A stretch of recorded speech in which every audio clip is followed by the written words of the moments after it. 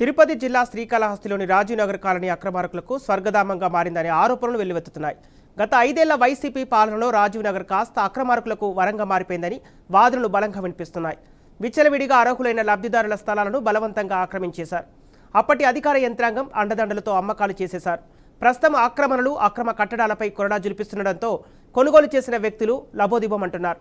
మరోపక్క తమ స్థలాలను బలవంతంగా ఆక్రమించి తమపైనే దౌర్జన్యం చేశారంటూ లబ్ధిదారులు బోరుమంటున్నారు.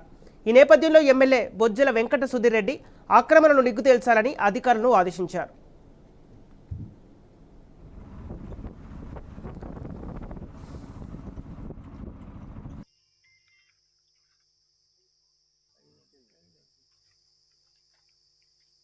చిన్నపాటి కంపెనీలో పనిచేసుకుంటూ రూపాయి కూడబెట్టుకున్న డబ్బులు పెళ్లి చేసుకునే ఏజ్ వచ్చింది, ఏదైనా ఒక ప్రాపర్టీ కొనుక్కోవాలనే ఉద్దేశంతో కళాశాలలో ప్లేస్ కావాలని ఇది చేసేటప్పుడు మనకి భవిష్యత్తు ఉండాలంటే కళాశాలలో మన దగ్గర విలేజ్ కాబట్టి ఏదైనా షాప్ పెట్టుకోవచ్చు అక్కడ ఉండడం కోసం అనేసి మేము తీసుకోవాలనుకున్నప్పుడు విచారిస్తే టెస్ట్ బోర్డు మెంబర్ జయశామన్న అనే వాళ్ళ అమ్మ పేరు మీద ఉండింది ఫ్లాట్.